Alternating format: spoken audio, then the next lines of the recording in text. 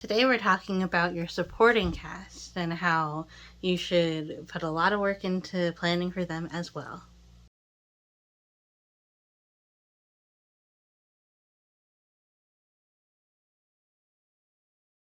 Hi guys, I'm oddfud. I've been making some videos about the planning process and outlining process for writing novels, specifically realistic fiction in the young adult category. I have written 4 novels. I've not been published or anything at this point, but I hope to be in the future.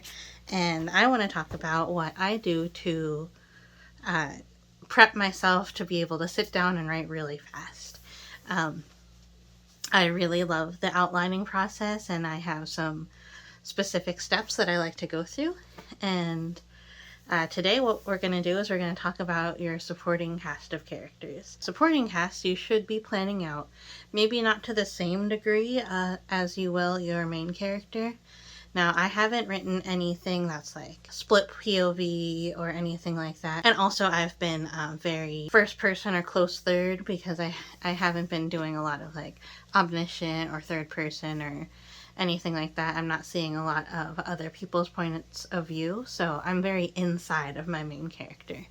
Even still, I plan out my side or supporting characters pretty thoroughly, at least the ones that I know are going to have a story along the way.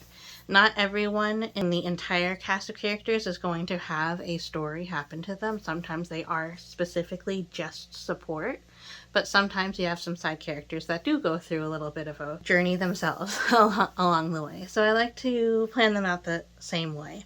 So I do, just like I did my main characters, I make a character splash page. So if you saw my protagonist, main character, hero video, then this is going to look very familiar. It's going to look pretty much exactly the same. I choose a font for the name that reflects them, and then I write a whole bunch of things about them. Their physical description, their gender identity, their age, their birthday, their sign, and all sorts of different things. And like their fashion. Then I also write their flaws, their goals, their wants, their needs, their obstacles, their fears, and I write that all on one page so I can get a good, nice, quick idea about them. So you can see I have Marco is in this font, which to me it evokes something different from this font for Leia, and then this one for Hunter, completely different font that makes me think of something different. Now, sometimes I do fonts and sometimes I do like what they would write in their own handwriting. So in this book, I have Simone. She would have a handwriting similar to this, which tells me something different than Sebastian's handwriting, which tells me something different from Victoria's handwriting. It can tell me something about them just by looking at the font of their name. And then, if there is enough of a story for them to go through, I will go ahead and write out their story circle as well. So here's Sebastian's story circle. Now I didn't write it out in a circle, but I wrote all the steps for it. You want, go, search, find, take, return, and changed.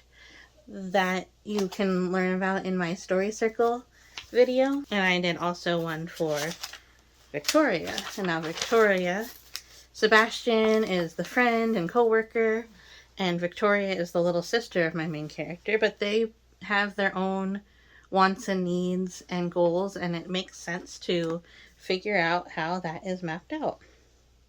So here I have her Victoria's story circle. Same thing, you want, go, find, search, find, take, return, changed. I wrote it out for everyone. You might benefit from writing out a nutshell technique for everybody. But I think the story circle really makes it very easy because you're not necessarily going to have a flaw, but you are going to have something missing in a lot of your supporting characters. Now, you're not always going to have this with like your parents in the stories, your teachers, your mentors, but you might think about getting it for like your friends, the friend characters, the love interests, the peers of the main character that you have. But who knows, there might be a really good reason to do your main character's father's emotional arc. I have a book where the mother's emotional journey and her story circle is very, very important to my main story. So I went ahead and I wrote hers out too. But don't forget about your supporting characters. They are important. They're not just there as decoration. They are there as a very important ingredient to the cake that you are making. So thanks so much for watching this video. I hope you learned something, and I hope you are able to take what I've said and apply it to your own stories and develop your secondary characters a little bit more. If you liked this video, please give me a thumbs up. That helps me know that you liked it, and it helps YouTube know that you liked it too. If you want to see tomorrow's video, ring that bell to be notified when it comes out. It's about the final image. If you want to see what that is all about, ring that bell. Please leave a comment. Anything you want to say, what you're thinking about these videos, how they're going, how they're helping you, or if you're interested in anything else, if you have any questions about writing or anything like that.